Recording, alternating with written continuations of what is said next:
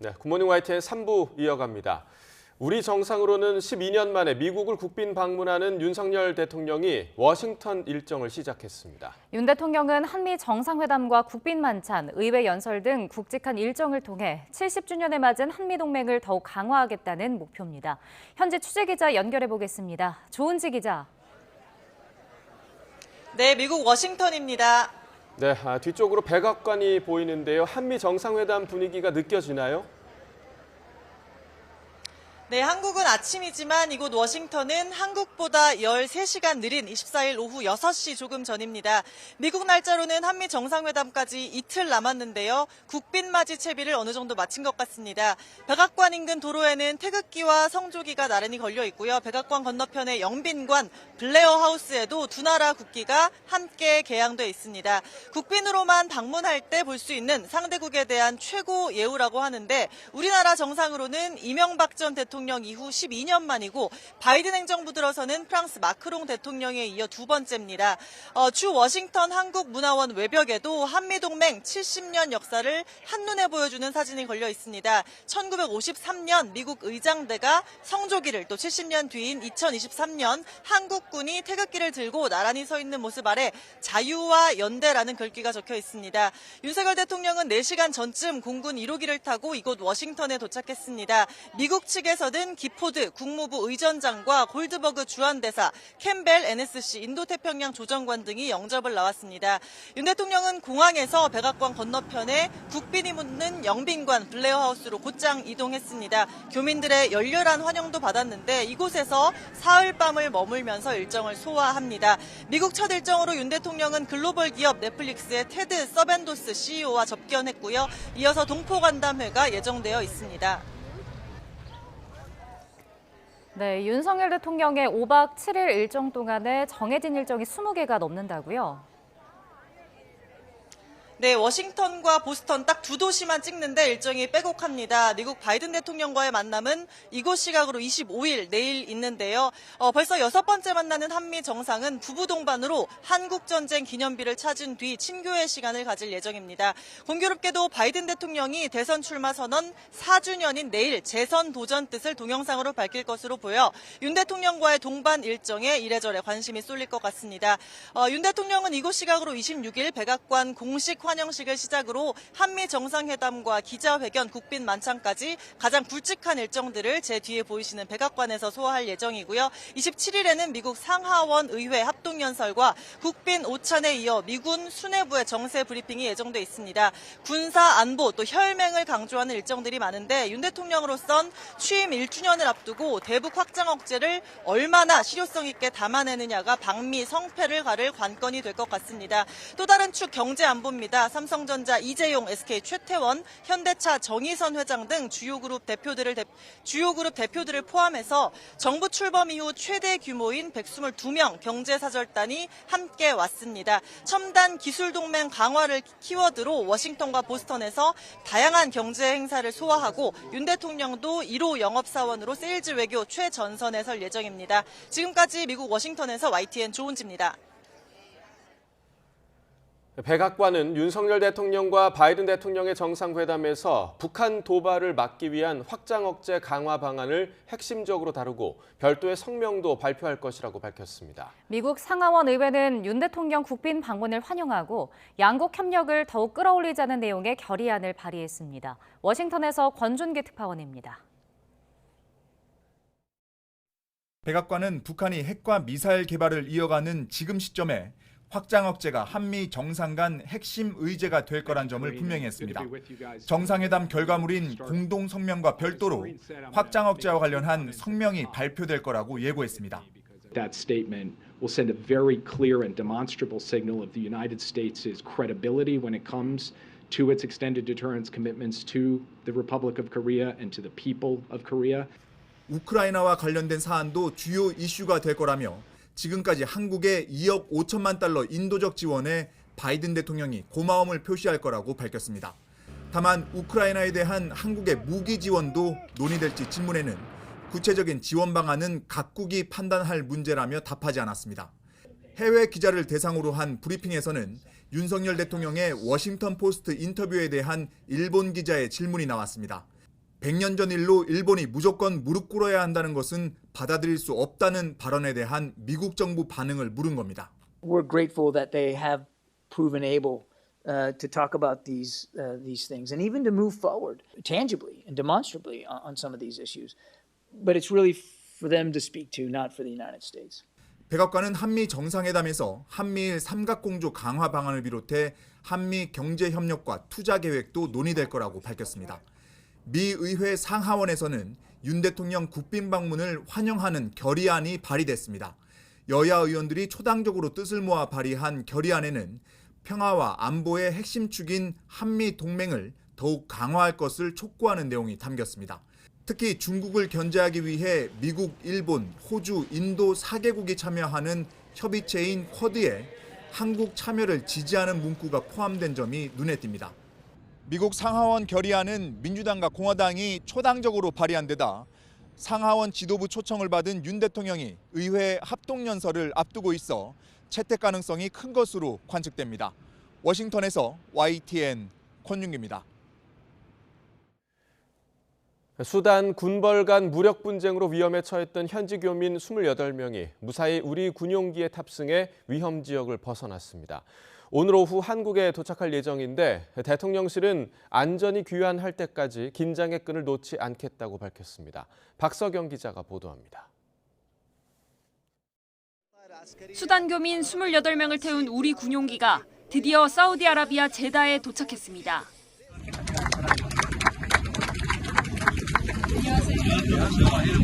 어린아이를 안은 엄마부터 어깨에 무거운 가방을 맨 교민들까지 수단 군벌 간 무력 충돌로 불안에 떨어왔던 교민들에게도 안도의 미소가 피었습니다.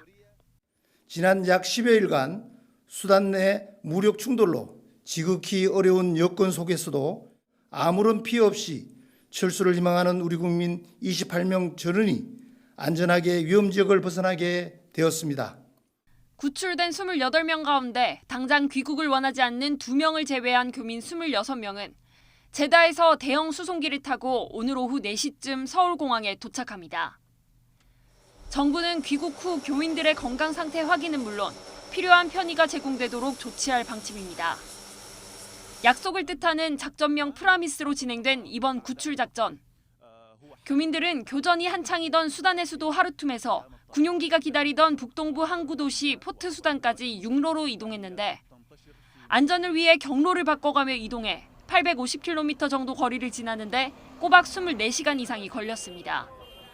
작전 과정에서 미국과 UAE, 사우디 등 우방국의 협조를 받았고 현지에 체류하던 일본인 일부도 우리 군의 보호하에 안전하게 탈출할 수 있었습니다.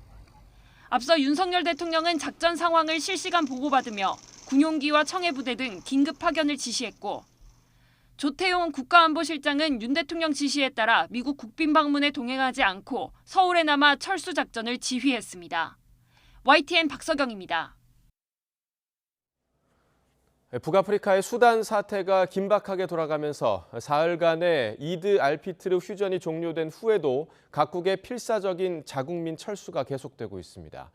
미국은 러시아의 우크라이나 침공에 깊숙이 개입하고 있는 러시아 용병 기업 바그너 그룹의 수단 사태 관여에 대해 우려를 표명하며 경고했습니다. 보도에 김상호 기자입니다. 미국이 빛나된 사살작전으로 이름을 떨친 해군 특수부대의 요원을 투입해서 작전에 나서는 등 수단의 긴박한 상황에 놀란 각국의 자국민 탈출 작전이 말 그대로 필사적으로 이어지고 있습니다. 수백 명의 직원이 체류 중인 유엔도 마찬가지입니다. 탈출 과정에서 각국의 인명 피해까지 나오면서 유엔 사무총장은 수단이 지옥의 나락에 빠지기 직전에 있다며 무력 중단을 촉구했습니다. The violence must stop. It risks a catastrophic conflagration within Sudan that could engulf the whole region and beyond. 유엔에 따르면 정부군과 신속 지원군 등 군벌 간의 무력 충돌로 수백 명이 숨지고 수천 명이 다친 것으로 집계됐습니다. 수단 분쟁이 내전 양상을 보이면서 수단인들의 피난 행렬도 잇따르고 있습니다. 수돗물과 전기가 끊기고 병원 대부분이 문을 닫고 수단 최대 재분소가 파괴돼 식량난까지 겹쳤습니다.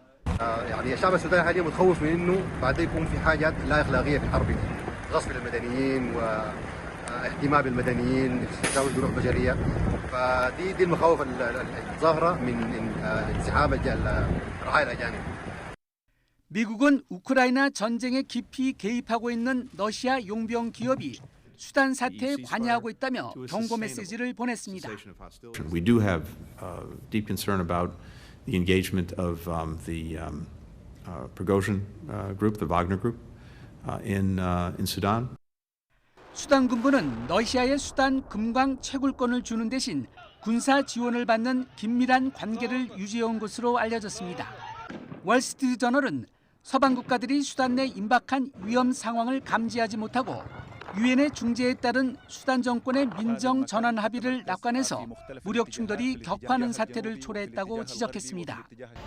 이런 오판으로 수단 주재 영국 대사는 철수 작전 중인데 연차 휴가 중이었고 미국은 외교관들부터 먼저 철수시켜 여론의 호된 비판을 받는 등 각국이 속속 허점을 드러냈습니다. YTN 김상호입니다. 군벌 세력 간 무력 충돌 사태를 빚고 있는 수단에서 정부군과 반군이 사흘간의 휴전에 합의했다고 토니 블링컨 미국 국무장관이 밝혔습니다. 블링컨 장관은 현지 시간 24일 성명에서 지난 48시간 동안의 치열한 협상 끝에 수단군과 반군인 신속지원군은 24일 밤 12시부터 72시간 동안 전국적인 휴전을 이행하기로 합의했다고 말했습니다. 그러면서 이 기간에 미국은 양측이 즉각적이고 온전하게 휴전을 유지할 것을 촉구한다고 강조했습니다. 한국과 미국이 불법 사이버 활동으로 북한 대량 살상무기 WMD 자금 조달에 관여한 북한 국적자 1명을 동시에 제재했습니다.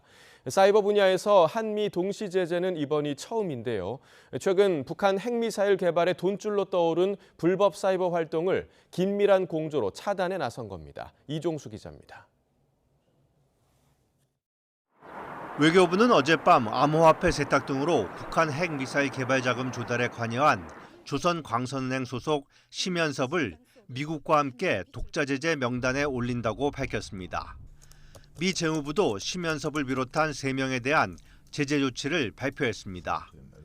심연섭은 해외 불법 체류하며 신분을 위장해 활동하는 북한 IT 인력이 벌어들인 암호화폐를 포함해 수백만 달러 불법 자금을 세탁하고 이들에게 금전적 지원을 했습니다. 그가 소속된 조선광선은행은 2016년 3월 유엔 안전보장이사회 제재 대상으로 지정된 바 있습니다. 한미가 북한과 관련해 동일 대상을 동시 제재한 건 2016년 12월 고려항공 등을 겨냥한 이후 6년 4개월 만입니다. 사이버 분야에선 이번이 처음입니다. 한미 두 나라는 그동안 수시로 실무그룹 협의를 진행하는 등 북한 불법 사이버 활동 차단을 위한 공조 노력을 기울여왔습니다. 우리 정부는 앞으로도 북한의 불법 사이버 활동을 차단하기 위해 미국을 비롯한 국제사회와 긴밀히 공조해 나갈 예정입니다. 이번 대북 독자 제재는 윤석열 정부 출범 이후 6번째입니다. 지난해 10월 이후 개인 36명과 기관 41곳이 새로 제재 명단에 올랐습니다. 미 재무부가 제재한 심연섭을 제외한 나머지 2명은 중국과 홍콩 기반으로 활동하는 가상화폐 트레이더입니다. 이들은 북한 연계 해킹 조직 라자루스가 훔친 가상화폐를 실제 돈으로 바꾸는 것을 도왔습니다. YTN 이종수입니다. 전당대회 돈봉투 의혹과 관련해 더불어민주당 송영길 전 대표가 프랑스에서 급거 귀국했습니다. 송 전 대표는 모르는 사안이 많아 파악해야겠다면서도 절대 도망가지 않을 것이라고 말했습니다. 직접 들어보겠습니다. 국민 여러분과 당원 동지 여러분께 신뢰를 끼쳐드려서 대단히 송구스럽다는 말씀을 드리겠습니다. 이제 도착했으니까 상황을 좀 파악하겠습니다. 제가 모르는 사람들이 많기 때문에 검찰은 주위 사람들을 불러서 주변을 돌기보다는 오늘이라도 저를 소환하면 적극 응하겠다는 말씀을 드리겠습니다. 저 송영길은 어떤 일이 당하더라도 절대 회피하지 않고 도망가지 않습니다. 고강도 긴축에 움츠러들었던 투자 심리가 되살아나면서 1분기 주식 거래가 활발히 이루어졌습니다. 과열 경고음이 들리고 상승 기세도 주춤해졌는데 변동성이 큰 만큼 투자에 주의가 필요해 보입니다. 김지선 기자가 보도합니다. 올해 초 가파른 금리 인상으로 주식 시장이 움츠러들자 투자 심리도 덩달아 위축됐습니다. 올해 투자할 게 뭐 있나? 투자할 게 없잖아. 지금은 사실은 뭐 예금밖에 할 게 더 있나? 저조할 거란 예상과는 달리 올해 1분기 주식 거래는 오히려 늘었습니다. 하루 평균 주식 결제 대금은 1조 4,980억 원으로 전분기보다 7.2% 증가했고 장내 거래 대금도 하루 20조 원을 훌쩍 넘기며 지난해 말보다 3배 넘게 뛰었습니다. 2차 전지 대세론에 힘입어 코스닥 시장에서는 개인 투자자들이 빚을 내 투자하는 신용 거래가 크게 늘었습니다. 은행발 위기로 긴축이 빨리 끝나고 경기가 연착륙할 수도 있다는 기대감이 미리 반영된 결과로 풀이됩니다. 미국이라든지 유럽, 중국 경기 선행 지수들이 반등을 하다 보니까 결국은 이제 올해 상반기 금리 인상도 끝나게 되고 하면 결국 이제 경기가 다시 턴하는 거 아니냐 뭐 이런 기대감들이 호재가 되고 있고요. 위험자산 선호죠. 급등세가 이어지며 시장이 과열됐다는 경고음이 나오기 시작했습니다. 특히 코스닥 시장에선 반대 매매, 즉 빚이 청산되면 지수가 급락하며 후폭풍이 거셀 수 있다는 지적도 나옵니다. 앞으로 실물 경제가 어떻게 될지에 따라서는 이렇게 최근에 올랐던 증시가 다시 꺼질 수도 있는 거고 상당히 지금은 방향성이 불확실하기 때문에 투자자들도 좀 조심을 하셔야 될 것 같다는 생각이 듭니다. 이런 우려 속에 시장은 쉬어가는 움직임을 보이고 있습니다. 조정을 받는 과정인지 과열 분위기가 식고 있는 건지 분석은 엇갈리고 있습니다. YTN 김지선입니다. 어젯밤 11시쯤 서울 화곡동 지상 10층짜리 호텔 외벽에 불이 나 1시간여 만에 꺼졌습니다. 이 불로 투숙객 60여 명이 스스로 대피해 다친 사람은 없었지만 대피 과정에서 한 명이 연기를 들이마셨습니다. 소방당국은 정확한 화재 원인과 재산 피해 규모 등을 조사하고 있습니다. 서울 강동구 일부 지역에서 수돗물에 흙탕물이 섞여 나와 주민들이 2시간가량 불편을 겪었습니다. 서울 강동 수도사업소는 어제 저녁 8시부터 암사동과 천호동에서 수돗물에 흙탕물이 섞여 나오거나 단수가 됐다는 민원이 20여 건 들어왔다고 밝혔습니다. 이번 사고는 암사동 지하철 8호선 연장 공사 과정에서 상수도관을 옮겨 설치하려다가 관이 파손되며 발생한 것으로 파악됐습니다. 60대 남성이 건물 주차장에서 흉기에 찔려 숨졌습니다. 경기 파주경찰서는 어제 오후 7시 반쯤 파주시 문산읍에 있는 건물 주차장에서 60대 남성을 흉기로 찌른 혐의로 용의자 A씨의 신원을 파악해 추적하고 있다고 밝혔습니다. 피해 남성은 범행 직후 병원으로 이송됐지만 결국 숨졌습니다.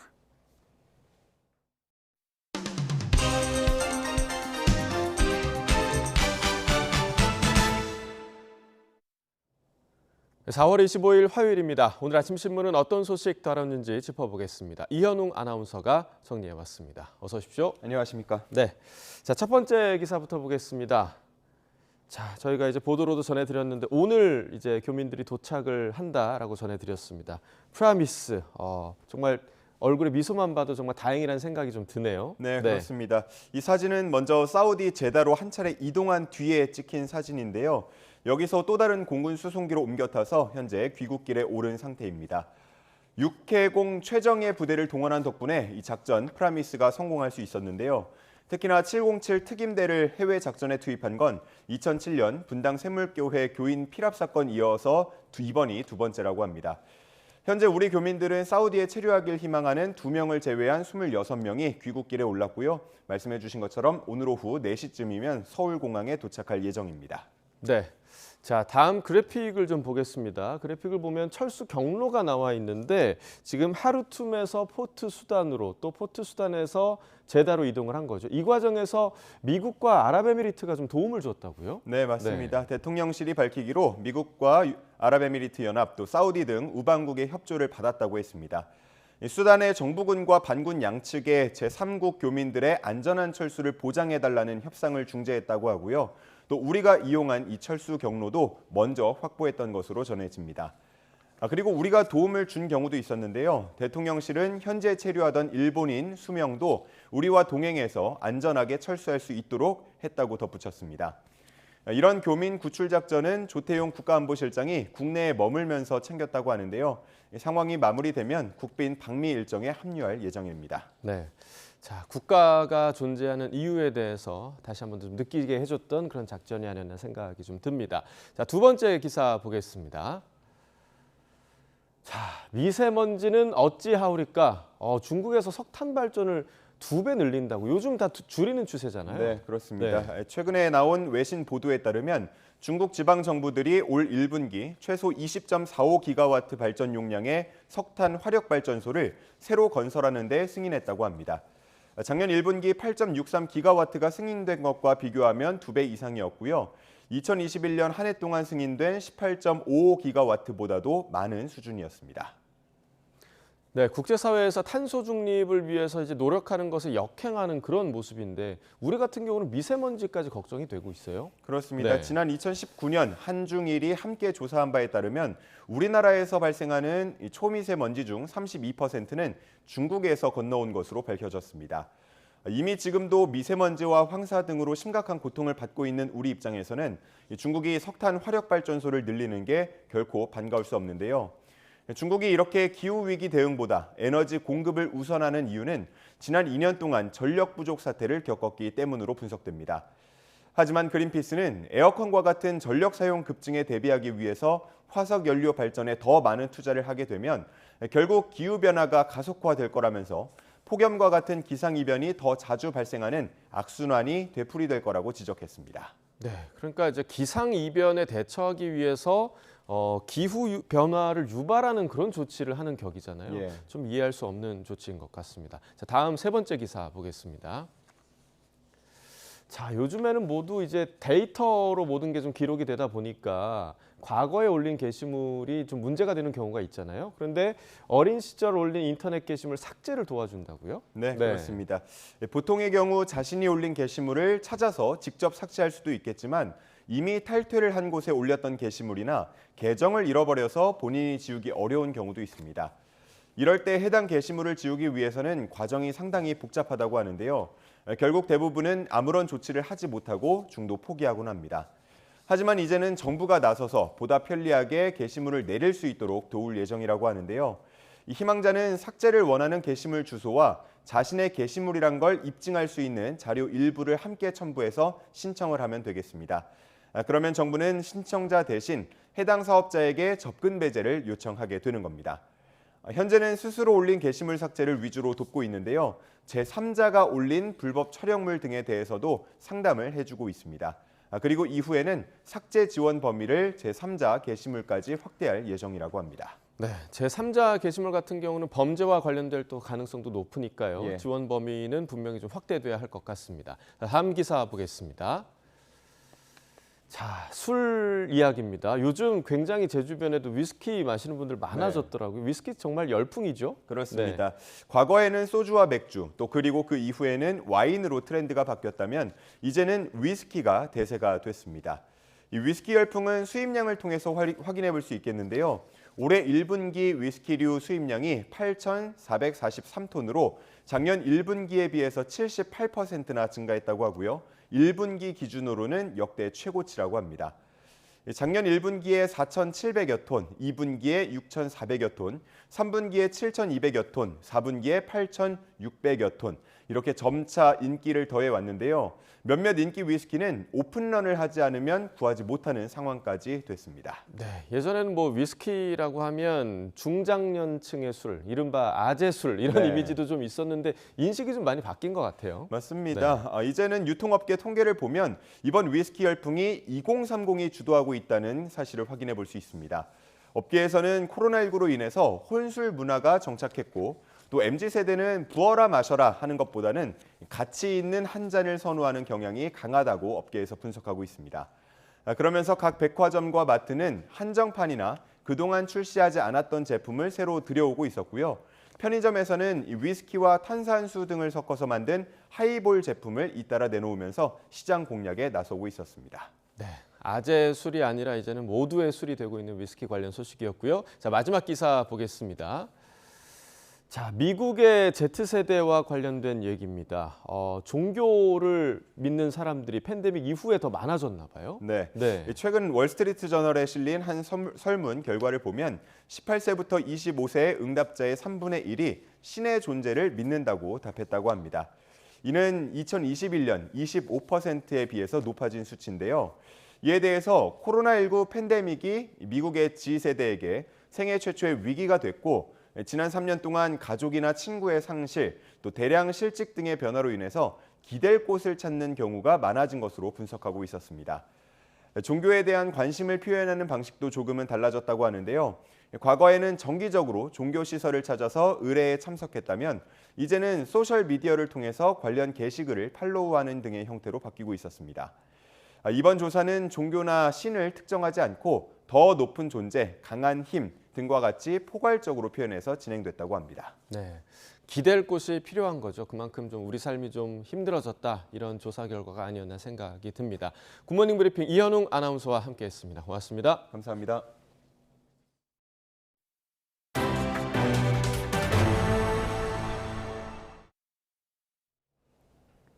최근 배승하양 사건 등으로 음주운전에 대한 여론 비판이 거세지고 있습니다.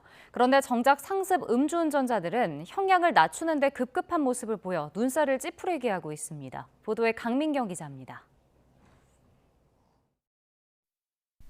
회원수가 7만 명인 인터넷 카페에 올라온 글입니다. 자신을 음주운전 사진, 즉 4번 처벌받았다고 소개하면서 음주운전으로 또 적발됐는데 어머니 암 진단서를 제출하면 효과가 있을지 물어봅니다. 게시글 아래에는 할 수 있다, 힘내라는 응원 댓글이 줄줄이 달립니다. 음주운전을 거듭해 저지르고도 반성을 모르는 모습입니다. 재판으로 넘어갔을 때 형량을 줄이는 걸 돕는 전문 업체들도 여러 곳입니다.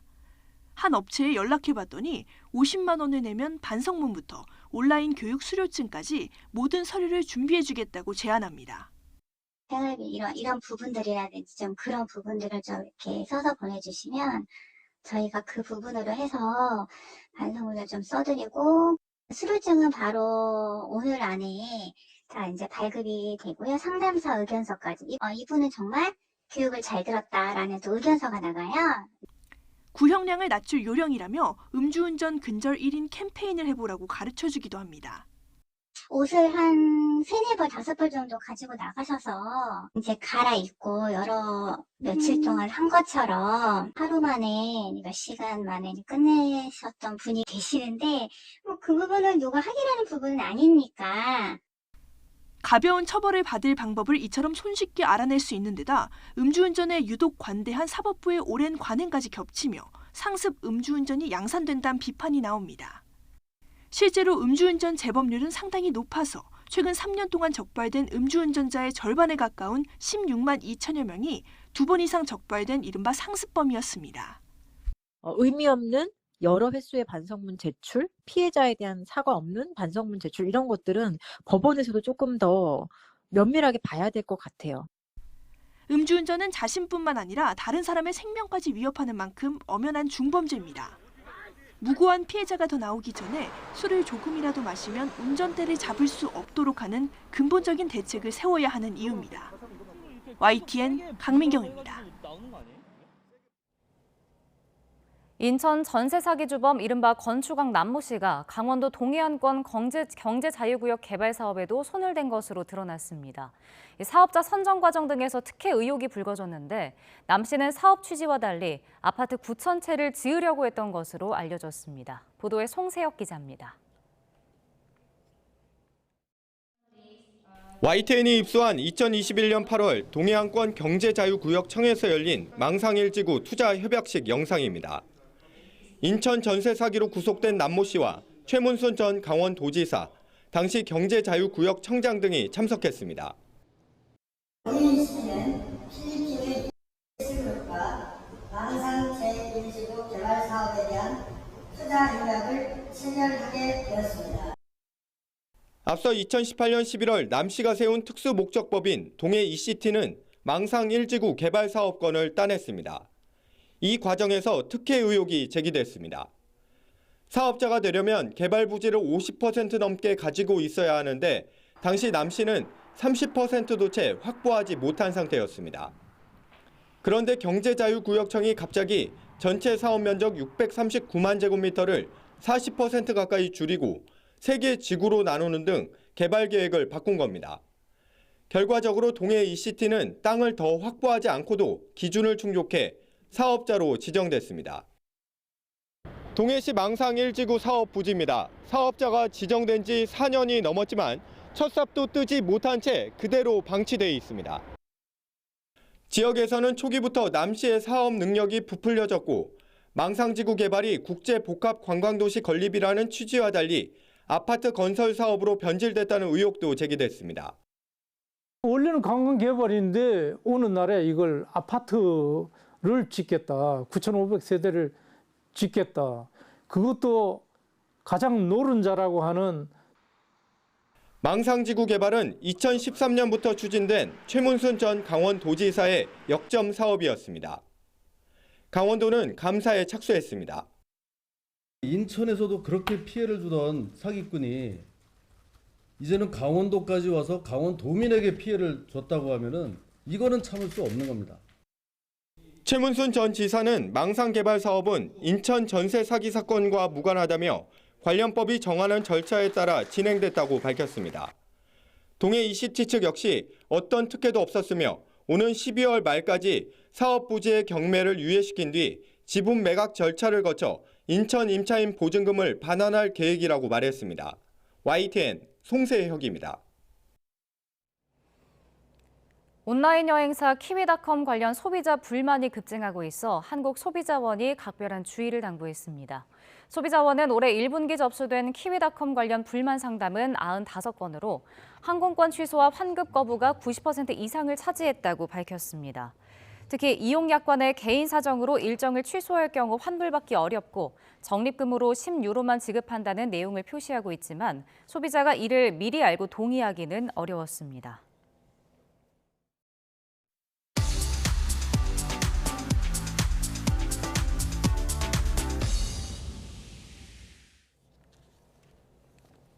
경제 소식을 빠르고 친절하게 전달해드립니다. 오늘 굿모닝 경제는 권혁준 경제평론가와 함께하겠습니다. 어서 오세요. 어서 오십시오. 네, 안녕하십니까. 자, 윤석열 대통령의 미국 국빈 방문이 시작이 됐습니다. 한미 정상회담 앞두고 미국이 한국 정부에 이 중국으로 반도체 대체 물량을 수출하지 말아달라 이런 요청을 했다는 외신의 보도가 나왔거든요. 네. 굉장히 파급 효과가 엄청날 것 같습니다. 어떻게 보세요? 그렇죠. 미국 예. 반도체 시장에서 큰 영향을 줄 수밖에 없는 부분이라고 보시면 되겠고 지금 미국 최대 메모리 반도체라 그러면 이제 마이크론을 뽑을 수 있겠죠. 이 마이크론에 대한 이제 중국 정부의 압박이 시작됐다. 이렇게 예. 저는 외신에서는 보도를 하고 있고 그렇게 좀 시장에서 인식을 하고 있습니다. 그래서 안보 심사에 들어가겠다라고 좀 밝혀왔고요. 그렇게 된다면 중국 입장에서는 이런 얘기를 합니다. 이 마이크론에 대한 안보 심사는 그냥 일반적으로 통상적인 감독 조치다라고 이제 중국 정부는 이야기를 하고 있고요. 근데 미국 정부는 고지고대로 받아들이지 않고 있죠. 이제 미국 입장에서는 중국 반도체에 대한 규제 이런 것들을 이제 강화하고 있는데 이거에 대한 말 그대로 보복이다라고 이제 인식을 하고 있고 특히 미국 정치권에서는 어떻게 인식하고 있냐면 그 미국에 있는 반도체 산업에 대해서 입지를 약화시키기 위해서 만든 조치다. 중국이 그렇게 나섰다라고 이제는 그렇게 인식을 지금 하고 있는 상태입니다. 실제 마이크론이 왜 영향을 받을 수밖에 없냐면 전체적인 작년 매출이 한 308억 달러 정도가 되는데 이 중 25%가 중국 시장에서 나왔습니다. 그러면 중국 시장이 25%가 막혀버리면 말 그대로 마이크론 입장에서는 사실 큰 영향을 받을 수밖에 없고 아까 말씀드린 것처럼 이거는 진짜 말 그대로 이제는 규제가 아직 시작된 건 아니고요. 제재가 시작된 건 아니고 심사에 들어간 거거든요. 그 심사에 이어서 실제 제재까지 들어간다 그러면 마이크론 입장에서는 큰 이제 악영향을 받을 수밖에 없겠죠.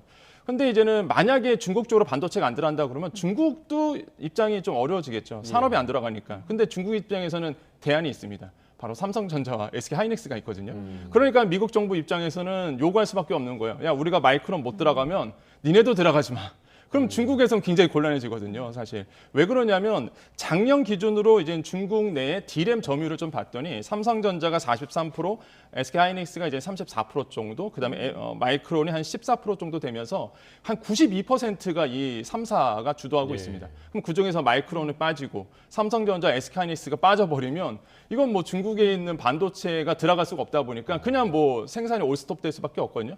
그러니까 미국 정부가 그래서 이제는 한국 정부에게 이런 요청을 했다라고 이제 외신에서 나오고 있고, 좀 이례적인 게 사실 그동안 이제는 뭐 정부와 정부 사이에서 어느 정도 규제에 동참해달라 이런 건 있었어도 산업을 콕 집어갖고 회사를 콕 집어갖고 들어가지 마.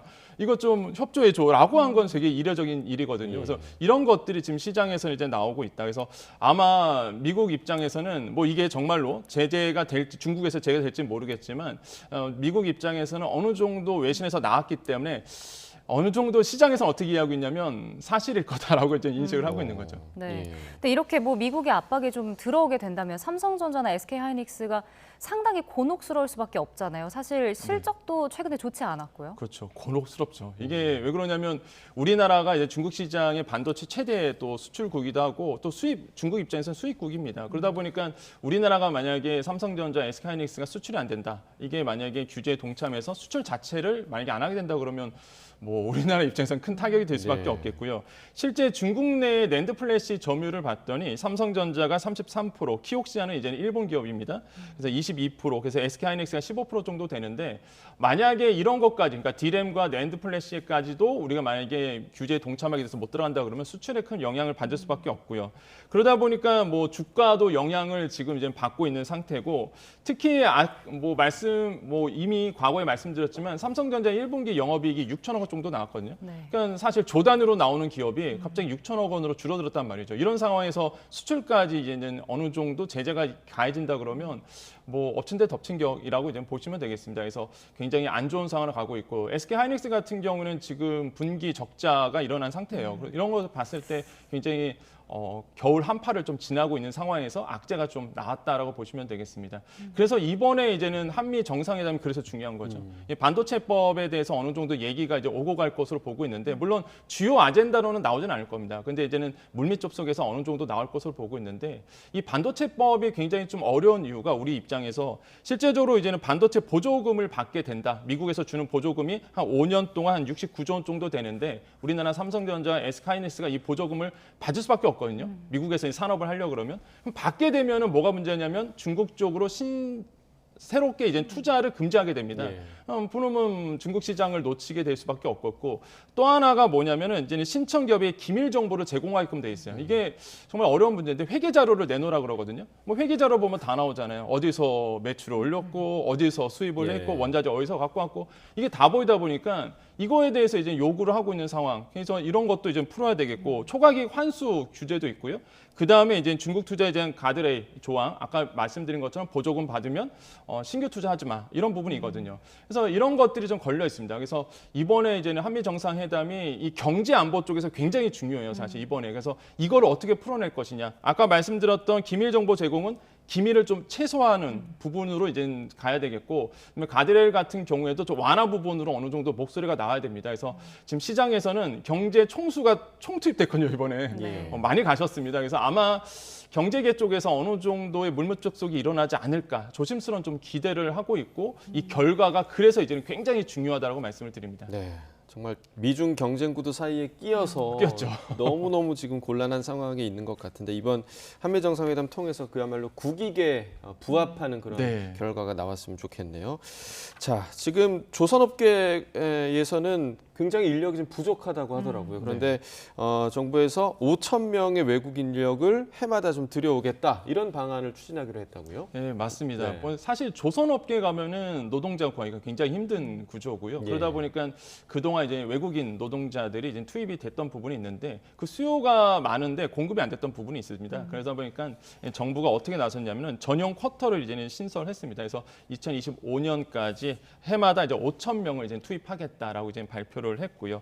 그러다 보면 이제는 국내 조선업계가 어느 정도 이 해외 인력이 갈급하다라고 보는 이유가 사실 그동안 이제 조선업계에 들어간 외국인 노동자들은 전체 그 우리나라에 들어오는 제조업 쿼터가 있습니다. 네. 이 정도가 본다 그러면 한 5만 1,000명 정도가 작년 기준 되거든요.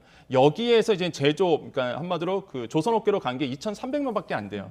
그러니까 전체 제조업 쿼터에서 그 일부를 이제는 그 조선업계로 이제 뺐단 말이죠. 그러다 보니까 어떤 문제가 생기냐 그러면 능숙공이 아닙니다. 그러니까 용접을 못해요. 아무래도 조선업계 바로 투입될 수가 없습니다. 이런 부분들이 갔었거든요. 그래서 이번에 이제 대책이 나왔던 게 그러면 해마다 5,000명의 전용 쿼터를 만들어서 그 5,000명을 투입하되 그러면 투입하는 그 순간부터 아니면 그 전부터 뭘 하겠냐 그러면 맞춤형 인력을 공급하겠다라고 이제 발표를 했어요. 한마디로 이제 뽑을 때 아예 용접에 관여한 사람 아니면 뽑을 때 조선업에 대해서 뭐 기술이 있는 이런 인력을 뽑아서 투입하겠다라는 거거든요. 업계에서 굉장히 요구했던 부분인데 이거에 대해서 이제 전용 쿼터 5,000명을 만들었다는 거죠. 그러면 조선업계에 이제 활력이 될 수밖에 없겠고 그런 점에서 봤을 때 이번에 이제 정부가 좀 어느 정도 현실적인 이제 대안을 내놨다라고 보시면 되겠습니다. 특히 직업 능력이라든지 아니면은 이분들에 대한 신속 배정이 이제 가능해지기 때문에 이런 것도 환영할 만한 일이고요. 특히 제가 이제 고무적으로 보고 있는 게 이분들에 대한 직업 훈련을 강화하겠다. 그러니까 한국으로 와서 직업 훈련을 더 강화시키고 이분들에 대한 처우 개선도 하겠다라고 이제 밝혔는데 이 뉴스를 이제 들으신 분들에는 조금 이제 반감이 가실 수도 있습니다. 왜냐하면 외국인 노동자가 또 들어와 이런 어떤 반론도 있거든요, 사실. 근데 조선업계는 외국인 노동자가 없으면 돌아가지를 않는 구조입니다. 왜냐하면 없으니까요. 예, 일은 많은데 가질 않으세요. 예, 노동자들이 여기서 너무 고되다 보니까 하지를 않다 보니까 어쩔 수 없이 이제는 그 외국인 전용 쿼터를 만들어서 해마다 5,000명씩 투입하기로 했다라고 보시면 되겠습니다. 네. 자, 그런가 하면 오늘 오후에 현대차가 이제 올해 1분기 경영 실적을 공개하는데요. 전기차 판매가 좋았기 때문에 분기 실적이 좀 좋을 것으로 예상이 되더라고요. 맞습니다. 이번에 뭐 반도체가 좀 안 좋았는데 이제 자동차가 그나마 이제 선방을 해주고 있는데요. 일단 오늘입니다. 현대차가 이제 1분기 영업이익을 이제는 발표를 하게 되겠고 실제 지금 시장의 컨센서스는 영업이익이 한 2조 한 9천억 원 정도에서 작년 동기 대비 한 55% 정도 올랐을 거다라고 이제는 밝히기도 했습니다. 그래서 매출 한 21% 정도 오를 거다라고 이제 예상을 하고 있는데 뭐 오늘 이제 발표를 됩니다. 그렇게 된다 그러면 뭐 분기 이익으로 본다 그러면 삼성전자를 제치게 되는 거거든요. 부동의 사실 분기 영업이익 한번 삼성전자였는데 이번에 이제 현대자동차가 그걸 이겨내는 거죠. 이런 점에서 이제는 1위가 유력하다라고 시장에서는 내다보고 있고 이제는 뭐 연달아서 발표합니다. 기아 자동차도 이제는 내일 또 발표하거든요. 기아와도 마찬가지입니다. 영업이익 한 2조 4천억 원 정도 될 것으로 보고 있고 작년 동기 대비해서 한 44% 영업이익이 상승할 것으로 보고 있고 매출은 한 26% 증가될 것으로 보고 있는데 의미가 좀 남다르죠. 왜 그러냐면 그동안 우리나라의 주요 산업은 뭐 말씀드리겠지만 반도체도 있었고요. 자동차도 있었지만 자동차가 이번에 굉장히 좀 호재를 작용했다라고 보시면 되겠고 또 하나의 의미는 글로벌 1위 업계는 토요타거든요. 이걸 이겨낸 거죠. 토요타가 5조 원 정도 그러니까 영업이익이 나올 것으로 보고 있어요. 한 5조 한 200억 원 정도 나올 것으로 보고 있는데 현대와 기아를 다 합치면 이거보다 훨씬 더 넘거든요. 그러니까 글로벌 1위 토요타를 뭐 이겨냈다는 것도 굉장히 좀 반가운 소식이고 긍정적인 면이다라고 보시면 되겠습니다. 그래서 앞으로의 그런 많은 분들이 그러실 거예요. 그럼 현대자동차, 기아자동차 뭐 투자하는 입장에서 투자할 만해라고 봤을 때 사실 이제 모멘텀이 좀 살아있는 부분이 주가거든요. 왜 그러냐면 특히 이제 서프라이즈 실적 이번에 냈죠. 그다음에 이번에 또 주주환원 정책도 같이 냈습니다. 그다음에 GM 인도 공장을 인수하는 소식도 있기 때문에 사실 모멘텀 쪽으로 본다 그러면 상당한 상승의 모멘텀이 좀 있는 거죠. 그래서 이런 점들이 현대자동차에 긍정적으로 보고 있고 하지만 아까도 말씀드렸지만 이번에 한미 국가 정상회담이 또 중요한 게 IRA에 대해서 인플레이션 감축법에 대해서 또 여기서 말이 좀 나와줘야 됩니다. 이 부분에 대해서 어느 정도 규제 완화가 될 것인지 이 부분에 대해서도 또 방미 소식이 좀 기다려진다라고 생각을 해보겠습니다. 네. 자, 마지막으로 밤사이 해외 증시 소식도 좀 알아보죠. 모두 하락 마감했네요. 네, 그렇습니다. 이게 혼조세 좀 기록을 했는데 그러니까 관망세가 좀 많았던 것 같아요. 일단은 이게 기술주 실적을 발표하기로 되어 있기 때문에 이걸 좀 기다리는 관망세도 굉장히 많았고요. 특히 그러다 보니까 다우지수도 한 0.12% 이제 하락을 했고요. 나스닥 지수도 0.84% 하락했고. S&P 500 지수도 0.33% 소폭 이제 하락을 하면서 관망세가 좀 지속이 지속이 됐다. 그래서 이런 점을 봤을 때 대형 기술주에 대한 어떤 기대감 아니면은 또 실망감 이런 것들이 혼조세로 좀 기억을 했다 보시면 되겠고, 요즘 증시 보면은 그렇게 뭐 크게 뛰거나 크게 하락하거나 이런 모습은 보이지 않고 있습니다. 그 정도로 지금 FOMC 회의에 대한 관망세가 지속적으로 나오고 있다라고 좀 평가를 해보겠습니다. 알겠습니다. 굿모닝 경제 권혁중 평론가와 이야기 나눠봤습니다. 고맙습니다. 네.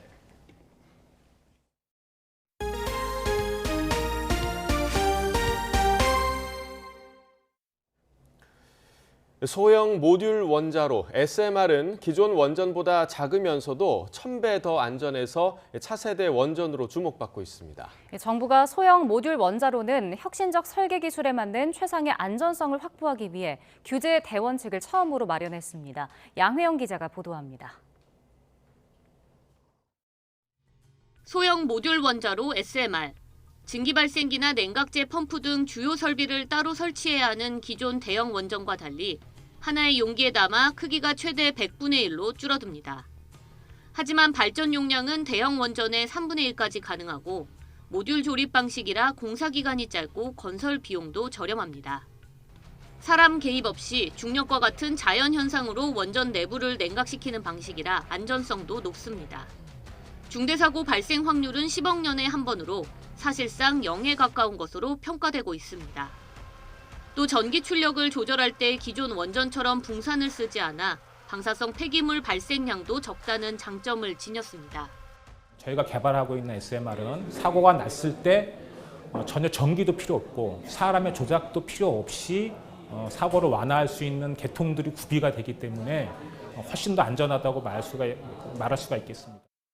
전 세계적으로 SMR 개발 경쟁이 가속화되는 가운데 국내 SMR 안전규제 방향이 처음으로 공개됐습니다.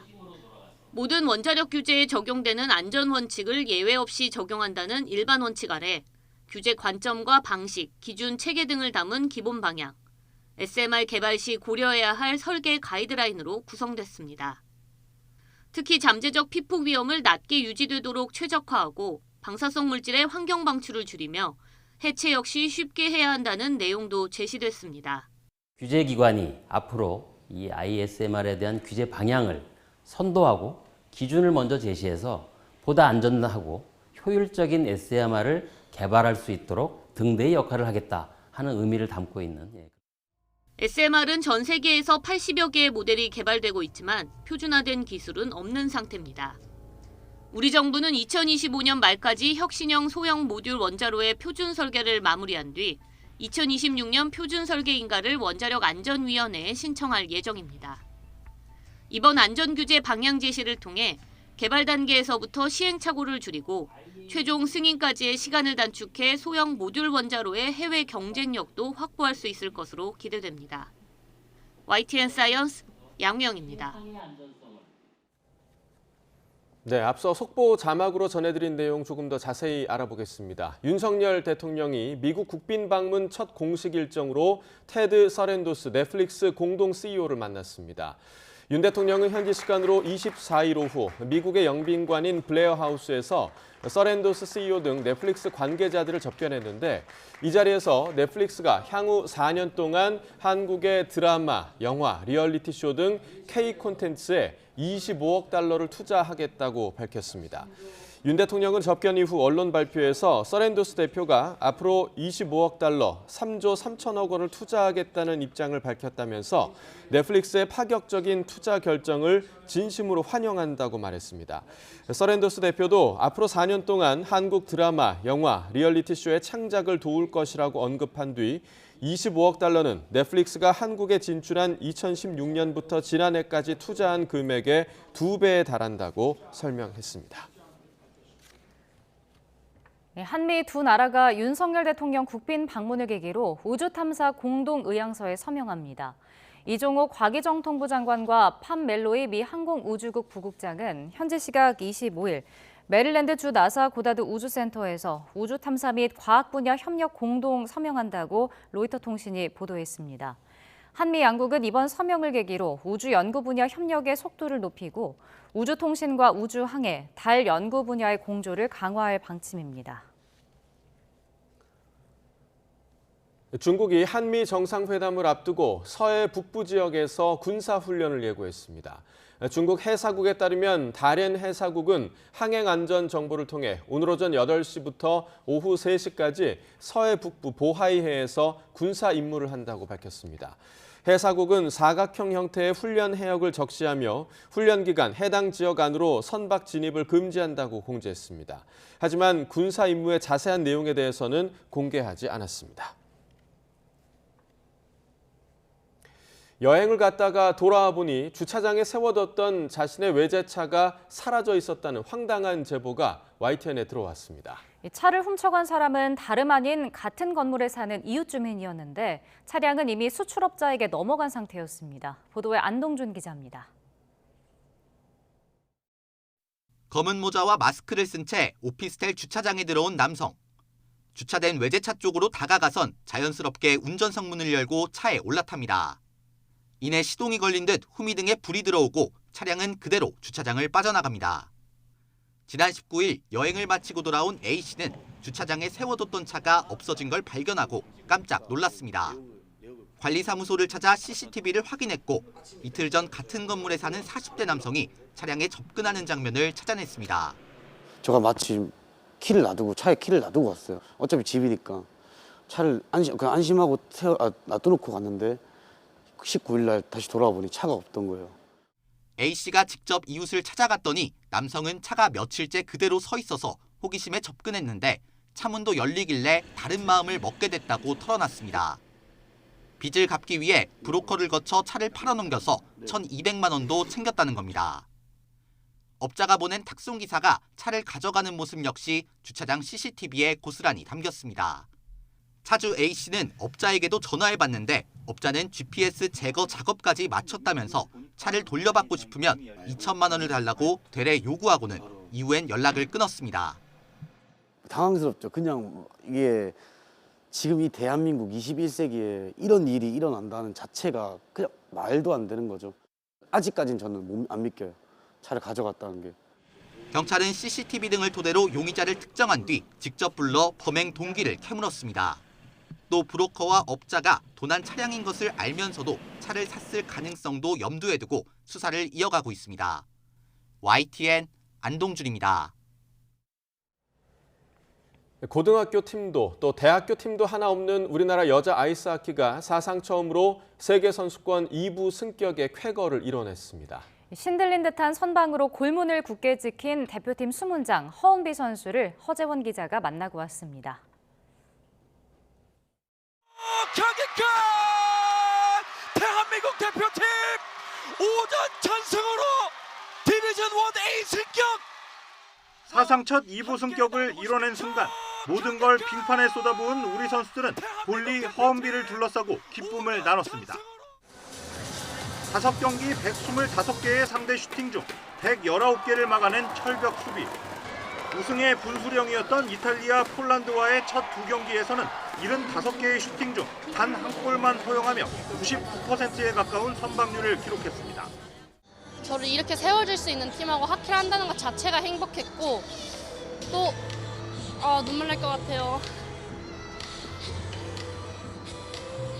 죄송해요.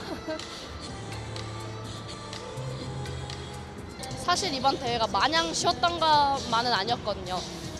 많은 부상들도 있었고 많은 어려움도 있었고 고등학교와 대학교 팀 하나 없는 불모지에서 대표팀은 하나로 뭉쳐 기적을 일궈냈습니다.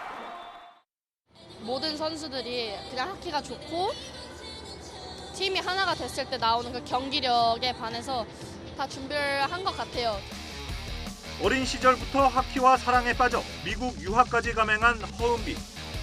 언제나 응원을 아끼지 않았던 부모님, 그리고 함께 아이스하키 선수로 뛰는 한 살 아래 남동생을 생각하며 힘을 냈습니다. 부모님은 항상 무조건적인 사랑을 주시기 때문에 항상 감사하다고 말씀드리고 싶지만 동생 응원이 제일 힘나고 동기부여도 되고 오빠 같은 동생이라. 허은비와 우리 대표팀 선수들의 눈은 이미 내년 4월에 열릴 세계선수권 디비전 1A 대회를 향해 있습니다. 중요한 건 꺾이지 않는 마음. 저희가 할 수 있는 모든 거를 바쳐서 준비를 한다면 2부 리그를 올라가서도 경기력이 잘 나와줄 것 같습니다. 대한민국 여자 아이스하키 화이팅! YTN 허정원입니다.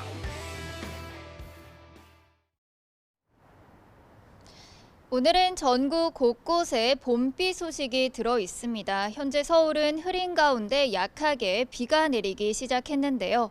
오늘 이렇게 흐리고 비가 내리는 탓에 낮 동안의 기온이 크게 오르지 못하겠고 오늘 서울의 한낮 기온은 14도로 어제보다는 무려 7도나 낮아서 무척 쌀쌀하겠습니다. 오늘 나오실 때는 따뜻한 옷차림과 함께 우산도 하나 챙기셔야겠습니다.